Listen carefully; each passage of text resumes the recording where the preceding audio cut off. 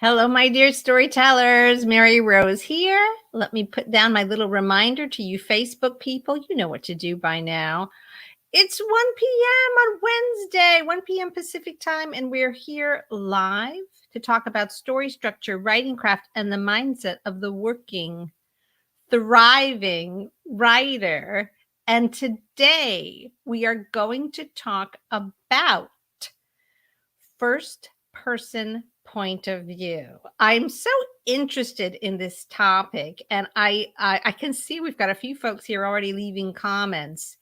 And some of you I know are working on projects in the first person. I want to give a special shout out to Bridget, who says, "Did I read first person? This is the talk from you that I need." Thanks in advance. Bridget, you are so welcome. And I just want to give a special note of thanks to all of my students in the Path of the Storyteller program, all of the members of the Storytellers Circle, which is the alumni group for writers who finish the Path of the Storyteller program and want to continue with ongoing accountability and mentorship to work on their projects. I spend so much time each week in the company of smart, dedicated writers who have such interesting things to say and who are sort of diligently struggling through their writing process, elevating their craft, elevating their understanding of story structure. It's hard work. I know it. And out of these conversations and the challenges that I see, I get ideas about what content might be useful in these weekly live streams. So all of you out there who are not part of the Path of the Storyteller program, those of you who are just YouTube family, that's fine with me. But if you want to, here, hang on a second. I want to just give you a little link. If you want to get on the mailing list this week, it's a very extra good time because I'm sure some of you know that Black Friday is coming. And like interesting things happen around Black Friday. You get offers, you get discounts, you get special deals, right? This is a very good time to get on the Path of the Storyteller mailing list. Just a word to the wise, okay? So it's super simple, www.pathofthestoryteller.com. Get over there, okay? Hy-vee over there. You won't regret it.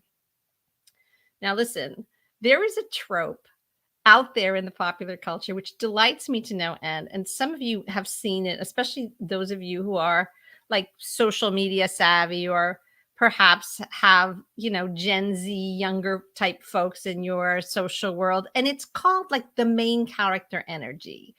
And you'll see people posting about it like, oh, channeling real main character energy, or like, oh, I'm the main character today. And it's this really cute application of what Joseph Campbell, would just call the way we all live as humans, the hero's journey energy. But the young folks are realizing that at some point we've got to become the main character of our own lives. Isn't that great? I mean, it takes a long time to figure out the wisdom of that. And so it's a shout out to Gen Z or anybody who wants to be the main character of their own life.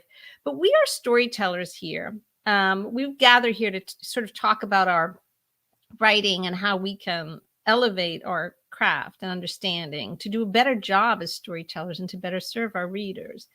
And many of us choose to write narratives in the first person, which is, as I'm sure all of you know, the main character, that main character energy, actually being the narrator of the book, being the narrator of the story, speaking in that first person, reader, I married him. Thank you, Jane Eyre. Like that's a first person narrative.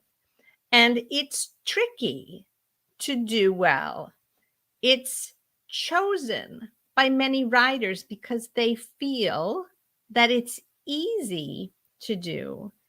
And I believe my own analysis, based on my experience as writer and mentor, I believe that the reason that writers think first person is easy to do is because of, for example, what you see before you right now, which is a person, Mary Rose, the main character of my own life, also the main character of this live stream at the moment. I'm the one who's got the microphone in front of me, although I love that you're all here live commenting.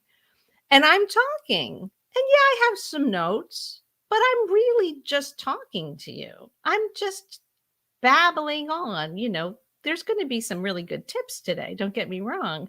But it's not that difficult for me to generate word count simply by flapping my gums at you. And writers tend to have a lot of anxiety about generating word count, right? Nobody likes a blank page. It freaks us out. We want to make progress. We want to hit our NaNoWriMo goal. We want to feel like we got some writing done today. And first person is familiar in the sense that speaking is familiar, right? We speak, we generate word count. There are gurus out there who advise, and I'm not saying they're completely wrong, but they might be oversimplifying things a bit, who advise that you can write a draft of your novel simply by speaking aloud and recording it into or some kind of recording device, maybe some recording app on your phone, and then just, putting it in some online application that'll transcribe it, and voila, you wrote 10,000 words while you were getting your steps in. Oh, as someone who has looked at the transcripts of my own extemporaneous remarks, I'm here to say that is a gross oversimplification of how to write a draft of your book.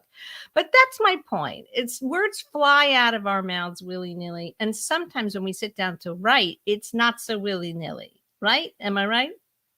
This is the attraction of first person. So writers are drawn to do it. And then guess what? They start to work. And it's just not so easy as it looks. And I know some of you are out there living this truth right now. And that's why I wanted to talk about it. What I want to explore today is the reasons that we choose first person, which I've already kind of touched upon. The kind of mistaken beliefs, perhaps we can call them, about writing in first person that you have to unravel if you're going to solve the problem of writing in first person. So I just want to quickly go over some of these mistaken beliefs. And then I've got 5 very practical, very concrete tips about how you should be thinking about using first person effectively so that, guess what, your reader has a fantastic experience. Because isn't that what we're here to do?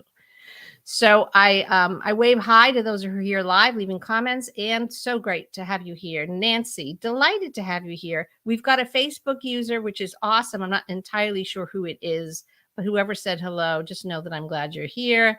Mia is here. So glad to finally make it for one's live. She posts. Isn't that great? We're always fantastic.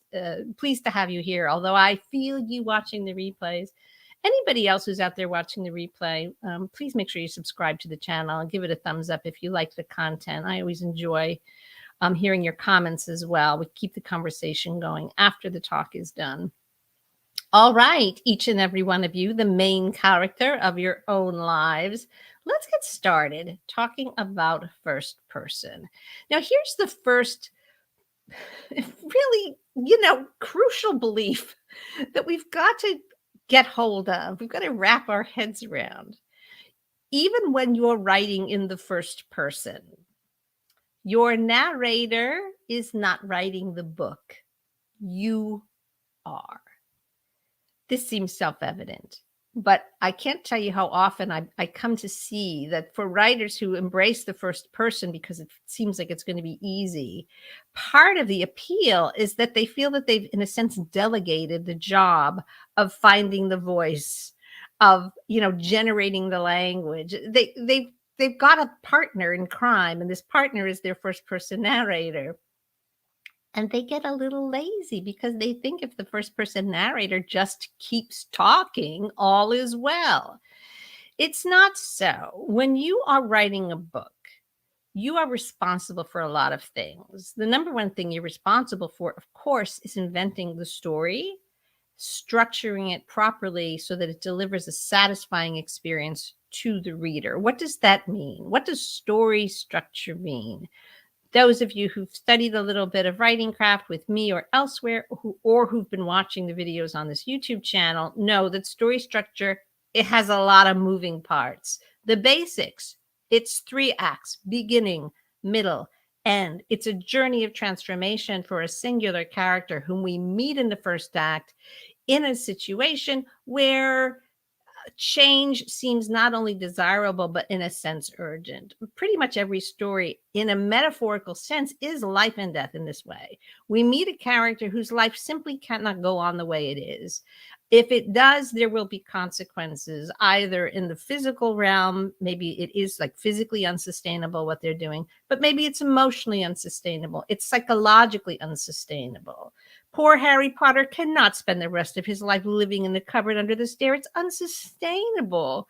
Um, Poor Ebenezer Scrooge cannot spend the rest of his life in that spiritually bankrupt, and I use the word advisedly, condition. Something's got to change. It's no good. Things are just no good. So that's what story structure is. It's the depiction through the skillful deployment of many forms of story energy and archetypal characters that are basically hardwired into human consciousness. It's the depiction of this journey of change, and readers love it. It's why we all love to read. It's just why we all love to read. It's what we go to our favorite books to get, and it's what our readers come to us to get. So your number one job is inventing that story. Unless your narrator happens to be an extremely skillful storyteller, they're not going to invent the story. You've got to do it. You've got to pace it properly so that the beginning moves really fast and gets us into the middle, which is filled with trials and revelations that bring our hero along on this journey of transformation step by step through incremental change wrought by dealing with escalating tests and difficulties and complexities, each time moving out of their comfort zone. It's a lot to think about. Is it your narrator's job to think about it? It's not. It's your job because you're the writer. So this idea that the narrator's not writing the book, you are, is just so fundamental. Your narrator in a first person book is basically, and I kind of hate to say this because I'm a firm believer in deeply knowing and exploring our characters, but your fictional narrator is basically a mask, right? The part of them that is the narrator of the book is a mask for the author who is still doing all the work. The part of them that is the hero of the story is different. The part of them that's the hero of the story is this invented fictional consciousness that has all this depth and richness, this need for transformation that I was talking about a minute ago.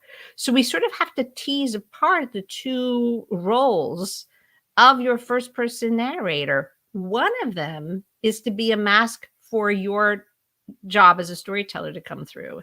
And the other one is to serve as the hero of the story, the one who goes through the transformation. All right. That's the first main point I want you to remember.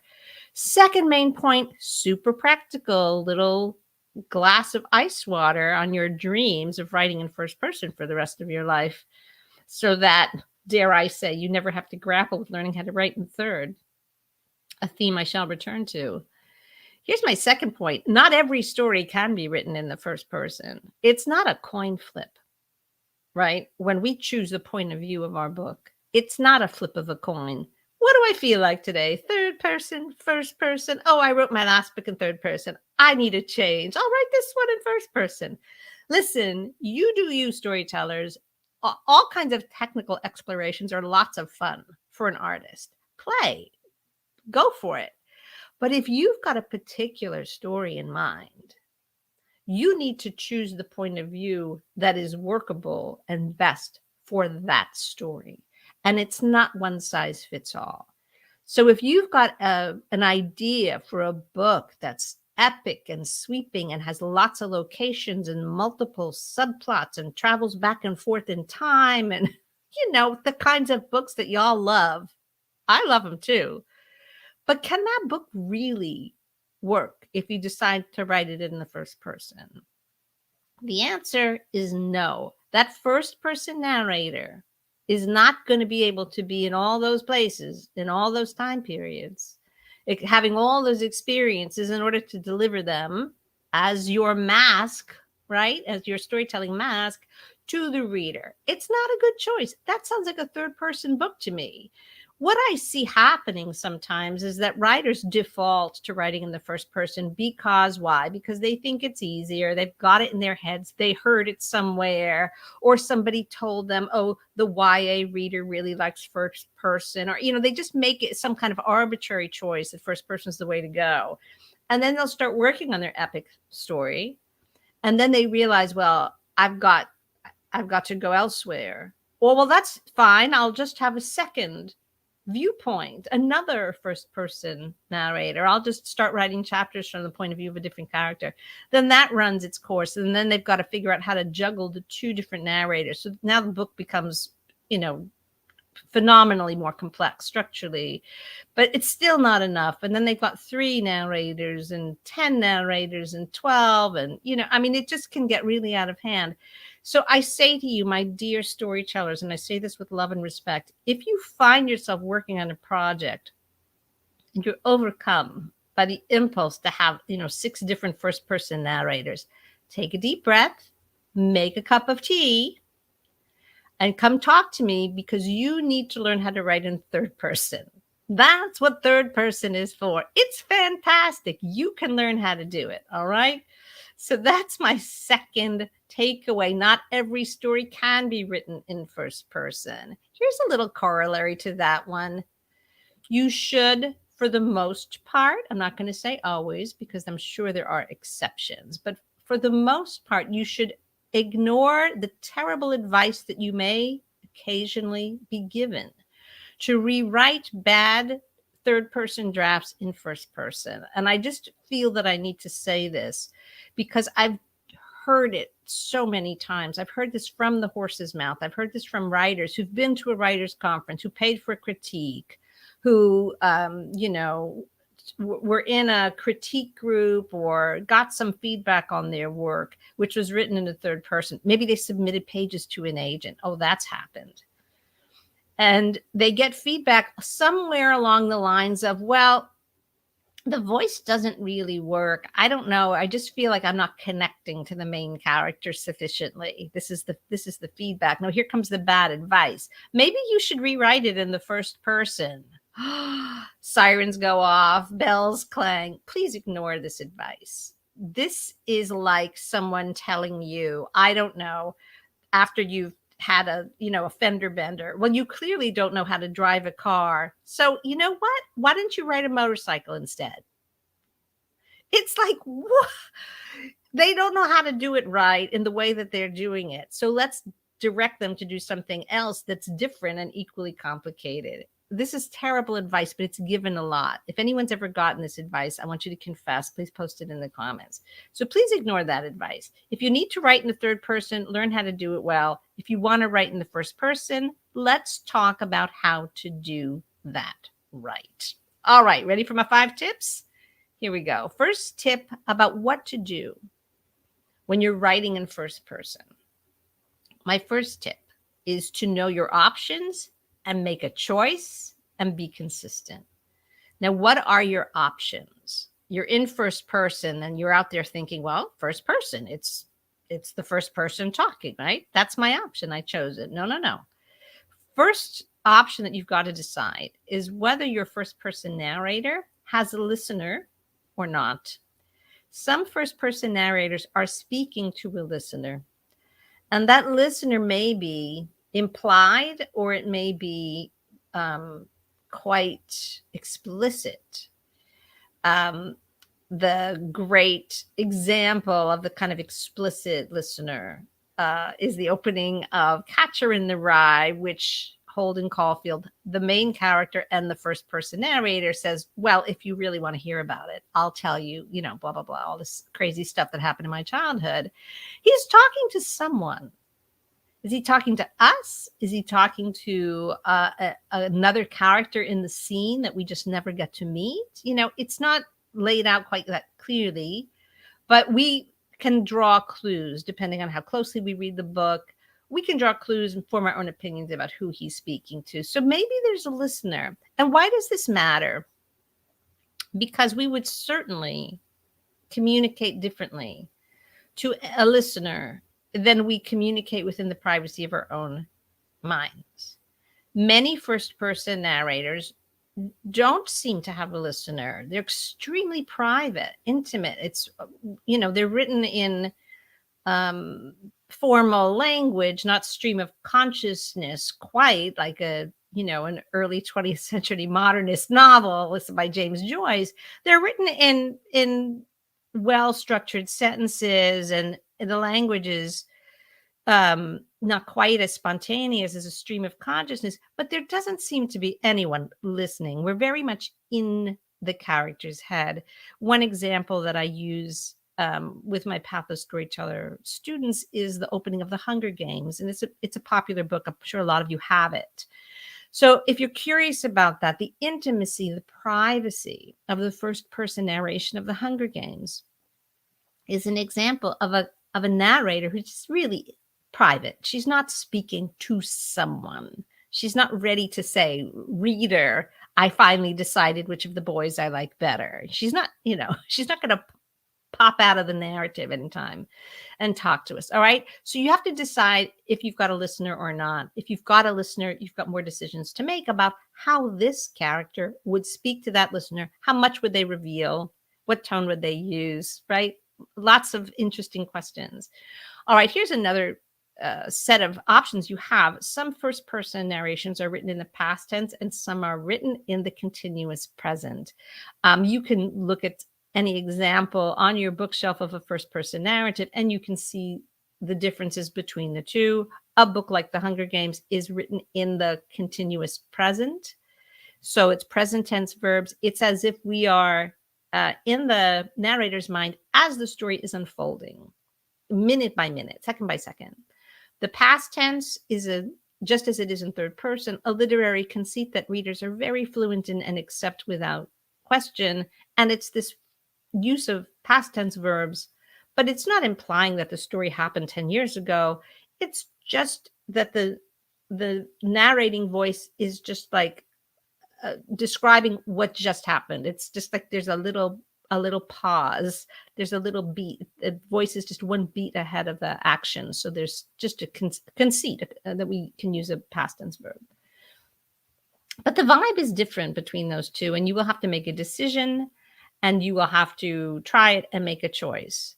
I always recommend when you're working with point of view and voice to try it. If you're not sure, to really try it. Don't be afraid to write a few pages with these different choices committed to, and just see what clicks for the book. You will find that you're going to gravitate to the one that's right for the book. But once you've made your choice, be consistent. That's the pony you rode in on. You stay with it. Okay. So 5 tips. The first one is know your options and make a choice. Second tip. This is really the most important one. I have to be honest with you. Keep your narrator, even as they're busy wagging their mouths and telling everybody what's happening, keep your narrator the active hero of the story. Now, this is where we can easily go wrong because it's so seductive. It's so much fun to channel that voice. If we're writing a first-person narrator that we've really clicked with, they can turn into a stand-up comic. They can turn into an essayist. They can turn into kind of a mouthpiece for our opinions and feelings about things. They can turn into a literary critic and start explaining the book that we're currently trying to read. This is not their role. They are a mask for you to do all your storytelling work because you are the boss of the book. But your main character is first and foremost the hero of the story. They are the person who undergoes the trials and revelations. They are the person whose transformation this entire story exists to depict. They are the person whose goals and objectives drive every scene in the book, whose mission is the content, the arc that drives us through the second act, that gives shape to the whole story. That's who they are. And in their spare time, they're also serving as the mask of the storyteller, right? So even though in a first person point of view book, the reader is in the head of the narrator all the time, it doesn't mean that they are not doing all the things that the hero of a book must do. We're not just in their heads, we're in their bodies. We are in the middle of the action that they are in the middle of. We're in the setting that they are in. We're doing the things that they are doing as the story unfolds. And that's got to be the primary focus. Being a hero of a story is a relentless and full-time job. And if you keep giving your hero a break and just let them narrate for a few pages, the story grinds to a halt. So this is super important, and it's just very easy. It's very easy to get sucked into generating word count and voice and description and commentary and cracking jokes and being clever, wordplay, blah blah blah. I mean, I've written novels in the first person and I've written novels in the third person, so just know that I am with you. I'm not judging you. I've been down these roads myself as a writer. And it takes a lot of discipline to remember that, oh, the story is ongoing, while my narrator here is just chatting away. The story needs to move forward. And it's not someone else's story. It's the story of this very person who keeps sitting down on the sofa to talk more. Get them off the sofa. If you've got questions about the passive hero, there is another whole talk on this YouTube channel, a whole live stream where I talked about the passive hero. Get them off the couch. They've got to drive the story forward. How do they do this? By having wants, by wanting something, not just for the book as a whole, but in every scene. They want something. They encounter obstacles. And what do they do when they encounter obstacles? They do something in response to the obstacle. They're active hero. They are not easily defeated. So they've got to take actions, page after page after page, pursuing goals against forces of opposition and dealing with the consequences is a hero's job. That is your hero's job, just like your job is to tell the story. So you keep them active, keep them intentional, keep them driving the story forward. I also want to, I guess, as a little footnote to that, if you are the kind of writer who easily falls into the passive hero choices and you're struggling to be better about it, I just want you to draw an extra circle around this one, because you may be extra tempted by first person point of view, because it feels like a bit of a sneaky way of avoiding the active hero, the necessity of having an active hero, because you are truly making your hero the observer of the action, right? When you choose to use them as the mask for your storytelling work. And it's extremely easy to slip into just using them.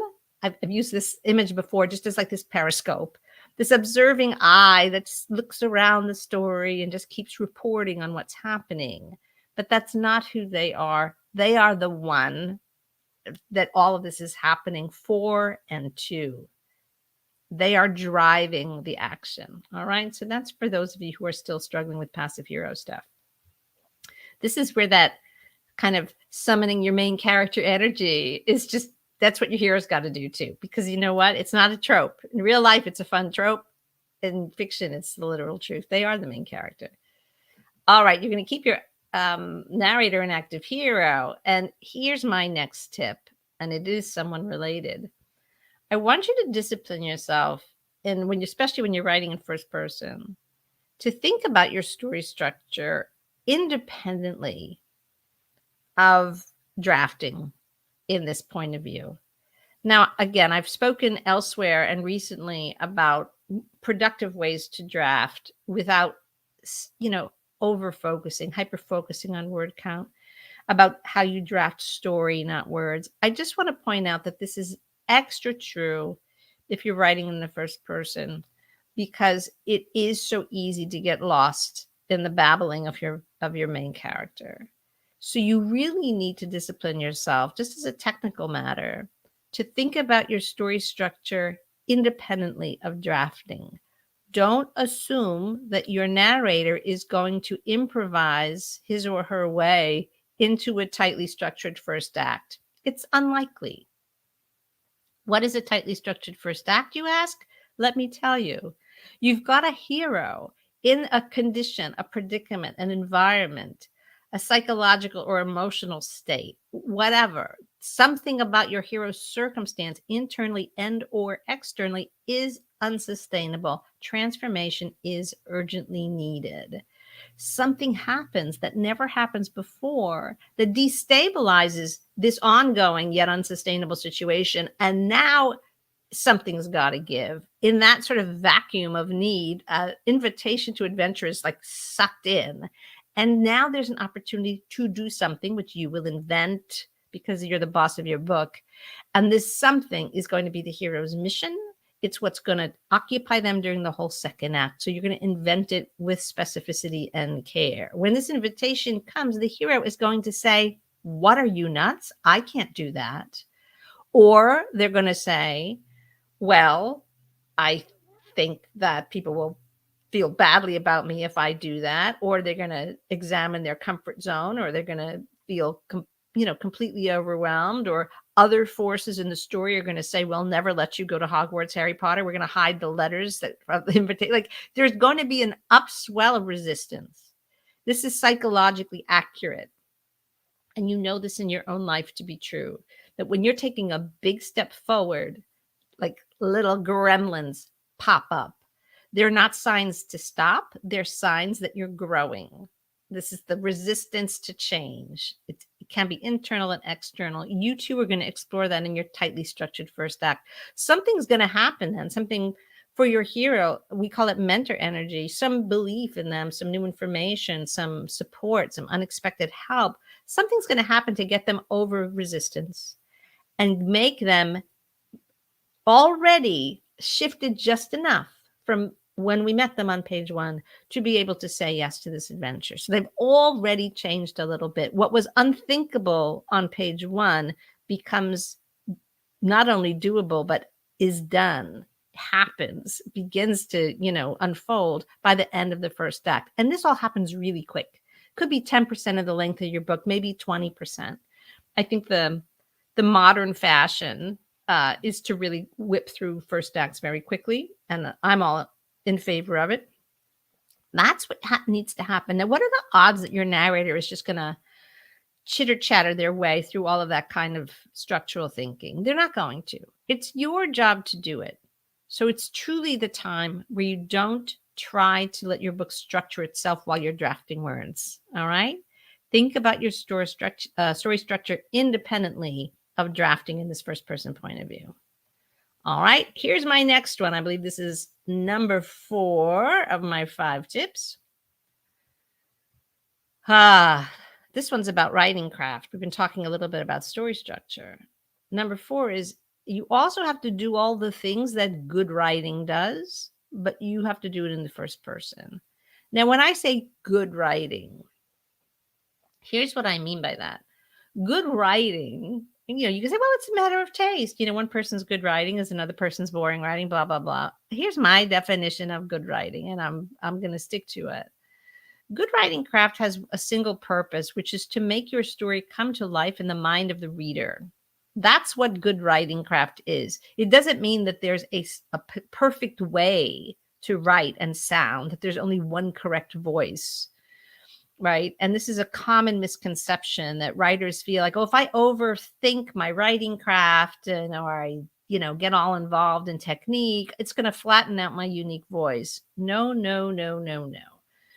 Studying good writing craft means that you now have the tools to make sure that the story that you conceive and write will come to life as you intend in the mind of your reader. There's a technical term for this. We call it the fictional dream. So it's like your reader's having a dream. They're experiencing it inside their own consciousness so vividly that just as we do when we are having a vivid dream, we don't really know we're dreaming. We think it's really happening, and then we get excited, our body reacts, our heart rate goes up, we break out in a sweat, we get scared, we get happy, we fall in love. Like, we have all these experiences in our dreams, and then we wake up and we're like, whoa, oh, it was only a dream. A really well-written fiction has the exact same impact on the reader's brain. That's what you're doing when you write fiction. Good writing craft is your set of really finessed, nuanced hypnotist tools that enable you to put the dream that you have invented in the reader's brain so that they experience it the way you invented it. If you were a video game designer, right, you would have a massive staff and lots of technology that would create this immersive environment. And you'd have that you can bring your reader in to experience, right? You are a novelist. You've got better tools than all the video game companies in the world. You have language.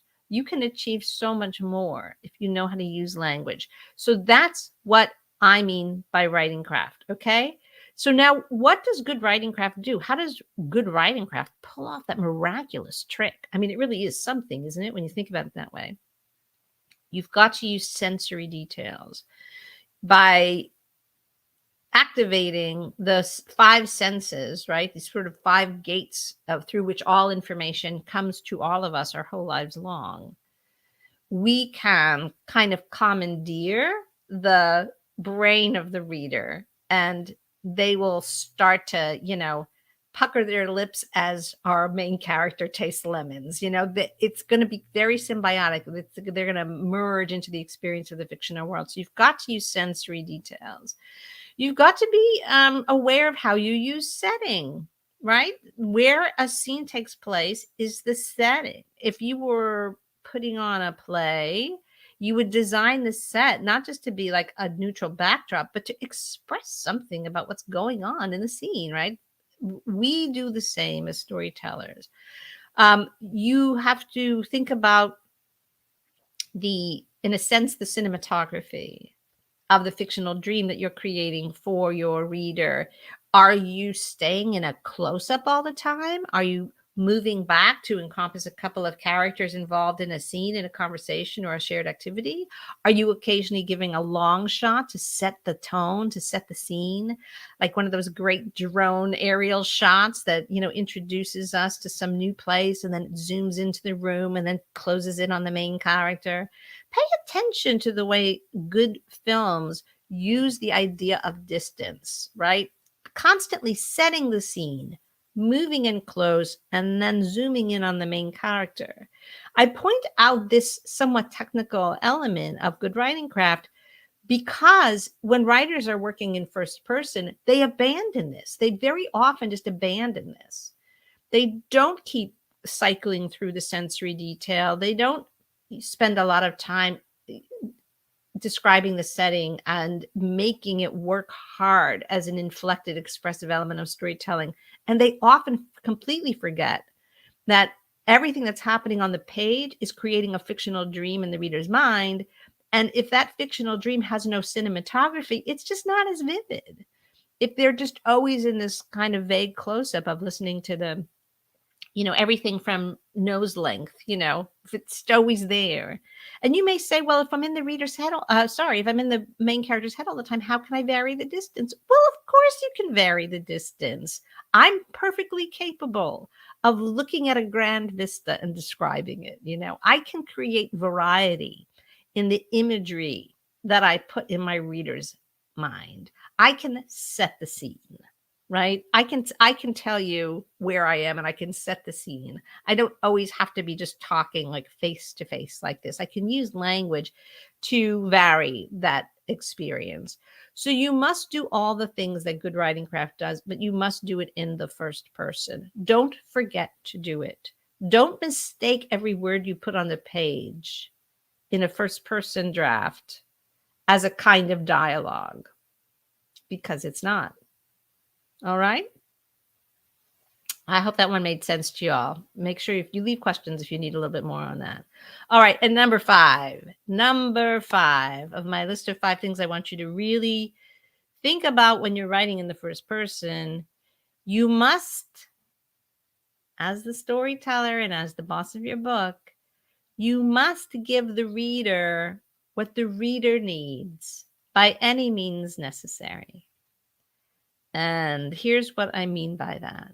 Sometimes writers are drafting in the first person and there's some, bit of storytelling housekeeping that needs to be done. They need to let the reader know how old their main character is, or where we are, or what the significance of the location is. Maybe there's some interesting backstory that makes this particular room be kind of fraught or triggering or meaningful to the main character.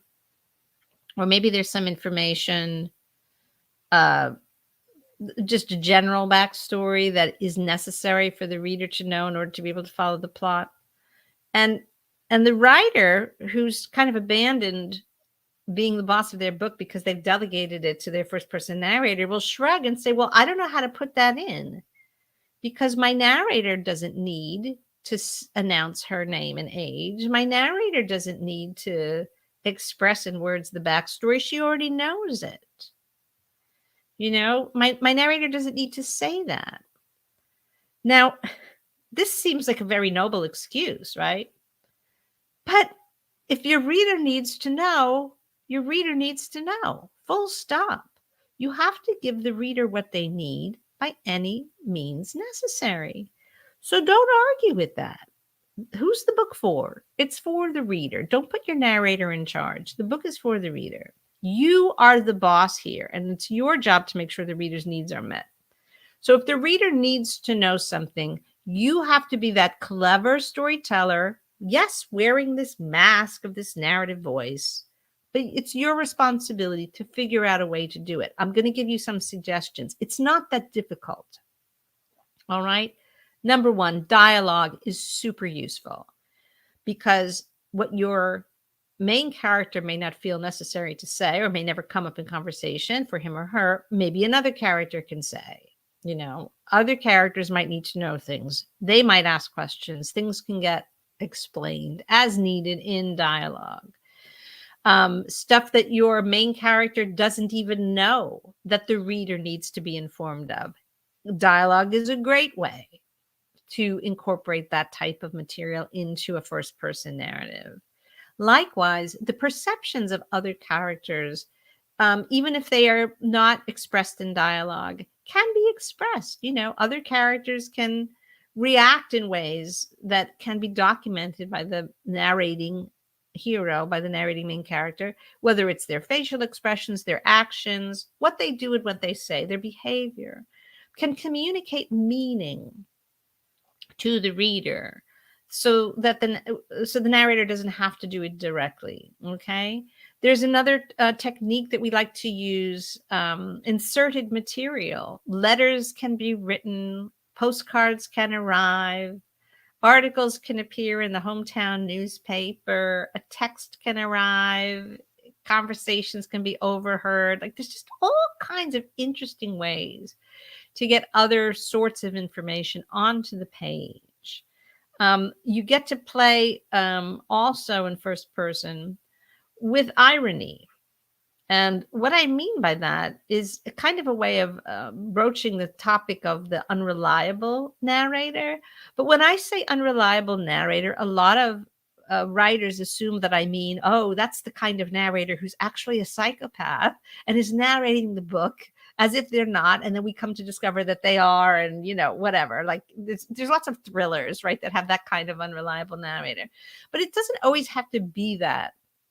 It doesn't always have to be this, Gone Girl type thriller situation where the unreliable narrator is literally trying to fool us. It can be something as simple as a narrator whose naivete or way of seeing the world or youth or some combination of these things means that everything that they tell us comes through a pretty strong filter of their personality. And so it's not objective reporting, right? It's very inflected by their character and their way of thinking and the limits of their own understanding.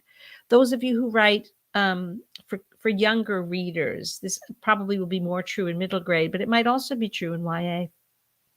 The youth of your narrating character is in itself a form of unreliability because things will happen that are new to them, that are outside their experience, and they may not fully understand them, but they will report as best they can from the limits of their comprehension. And our readers will say, oh, I get what she's saying. You know, the reader may get much more out of the naive misunderstanding of the narrator, right? They will fill in the gaps. It's a terrific technique. And if you become good at it, you're really going to love writing in first person because it becomes a really expressive tool. If you want to think about it in a more, global sense, we are all essentially unreliable narrators because we all can only speak from within our own experience, our own worldview, our own understandings. There's no like pure objectivity. So you can, in your role as the boss of your book, you can take a pretty good guess at how you can have your narrator say something in a way that will communicate far more than what the narrator is saying directly to the reader. All right. So just to go quickly over these tips about how you can give the reader what the reader needs by any means necessary. Be strategic in your use of dialogue. Be strategic in including the perceptions of other characters, right? To kind of vary the perceptions that can get on the page.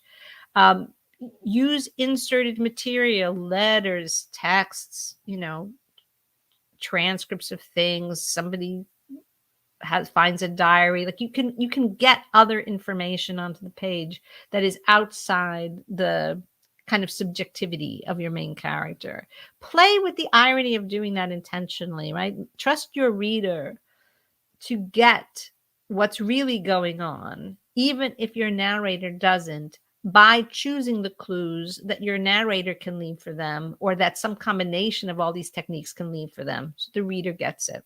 Readers get tremendous pleasure out of getting it, and we don't want to rob that from them, that you don't have to lay everything out for them plainly. In a first person narrative, there are always going to be moments where the reader gets right that the narrator is reached the limit of their ability to express, reached the limit of their ability to understand, and the reader will fill in. And it's great. I mean, it's just a great experience for the reader. All right, my friends, those are my tips. I'm going to give you, I've got them highlighted here in my notes, so I think I can just skim through. So the first one was know your options and make a choice. And that was the tip about, does your first person narrator have a listener or not? Past tense, present tense, all that stuff. Keep your first person narrator the active hero of the storytelling. That was number 2. Number 3 was to make sure you think about your story structure independently of drafting in first person. You're going to need to be a little technical in your creative process to really pull that one off. The next one was to make sure you're doing all the things that good writing craft does. Sensory detail, using setting expressively, varying the distance, and, being concise, all the other good elements of good writing craft. And the last one was give the reader what the reader needs by any means necessary.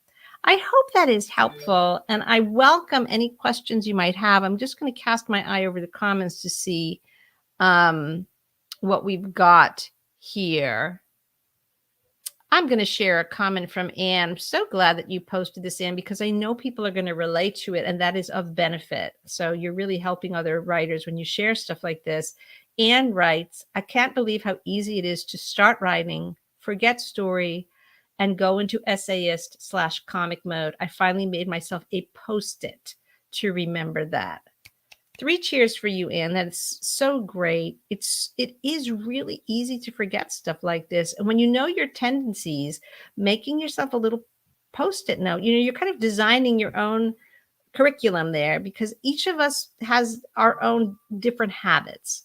Anne recognizes that she does this. She's working on it. She made herself a post-it note. I could not applaud more enthusiastically. That is so great. Let's see. Mie is here live, so let's look at her comment. She often runs into this. It's interesting to write a lot of introspection when getting to know the characters, but it gets boring to read after a while. Exactly. If all we're writing is introspection, what's not happening? The story. Come on. We really want to give our readers a great story. You're 100% right, Mie. And Bridget, I think this is a request. Got a moment to talk about inflected detail? Yes. Let me add a little bit in our last few minutes together. I appreciate this request, Bridget. So Bridget has asked to talk about inflected detail.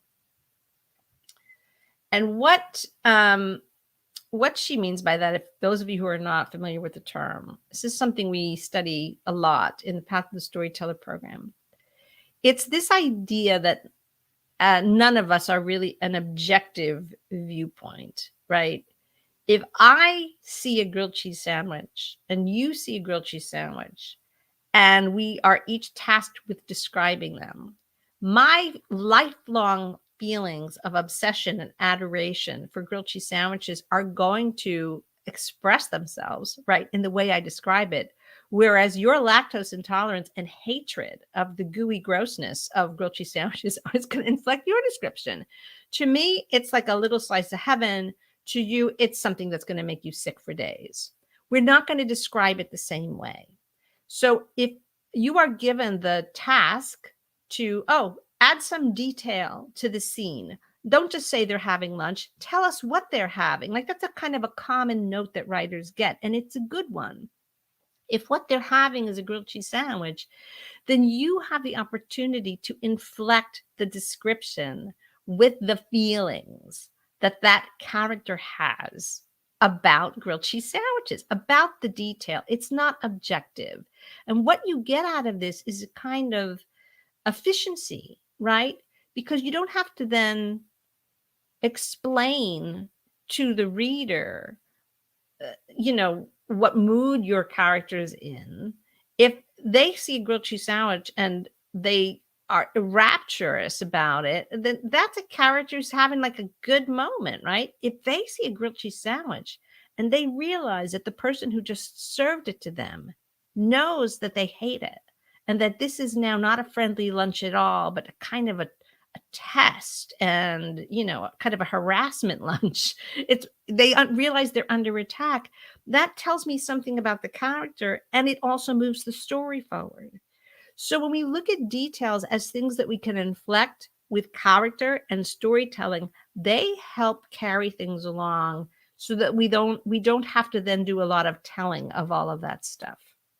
Writers are often told to show, not tell. That is a different topic, and one that we should talk about again soon. I know I've talked about it in the past, but I think we need to revisit for that. But inflected detail is one of the ways that we can show, not tell.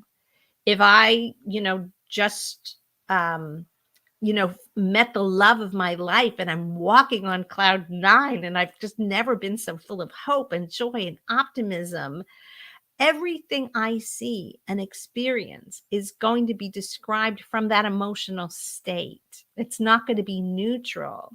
And what that does is it puts the emotional impact of the storytelling, the tone of the character's experience on the page, without having to tell the reader how they feel. So it's a really, really useful thing to become aware of. I'm going to bring back Bridget's follow-up comment.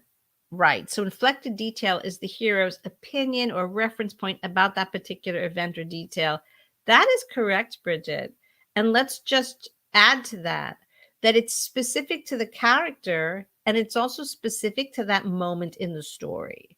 So if there's a moment in the story, right, where the hero is feeling secure in her, this love relationship that happened. It's a love story and things are great and everything about life is wonderful. Then all of the details are going to have that kind of rosy glow. But that same character later in the story, when something terrible has happened and they don't think they're ever going to see Mr. Rochester again, and all things will be different. The the clever writer will remember that we don't experience life like scientific observers all the time. We're constantly inflecting our experience. You can take two people and put them in the same situation and ask them to describe what's going on, and the cheerful, optimistic person will tell you how great it is, and the person who's wounded or sad or feeling anxiety is going to tell you how overwhelming it is, right? And a different day they might switch. So it helps you delineate where your hero is in the story, in their journey of transformation, right? It's all moving targets. Since stories are about transformation, I always have to kind of foreground this idea of where are we in the story, because the way your hero experiences something in the first act is going to be very different than the way they experience it in the third act. And we get to inflect every detail we describe with the truth of that. Okay, I hope that's helpful. All right, my friends, really, really nice to have you all here. Thank you for the good comments, the great question, Bridget. I'm sure that was useful to everybody. I invite you once again to join the mailing list at Path of the Storyteller. This is a really good time because I'm going to start to talk about what's coming in January, which is the next cohort of the Path of the Storyteller program. So there's going to be some fun stuff that happens between now and then. I want you on the mailing list if you're not already, so that you can be included in those special offers and all that good stuff. All right. If you've got something you want me to talk about in a future live stream, please leave it in the comments. I really, really love your suggestions. It's really helpful to know what you're struggling with, what you might want to talk about more. All right. So I believe that next week is Thanksgiving. And so we are not going to have a live stream on Wednesday because I know a lot of people are going to be baking pies, cooking, traveling. But I'll send, if you're on my mailing list, I'm going to be sending out a little something special. We'll just do a blog post instead of a live stream. All right. And in the meantime, I wish you happy writing until the next time I see you. Take care, everyone.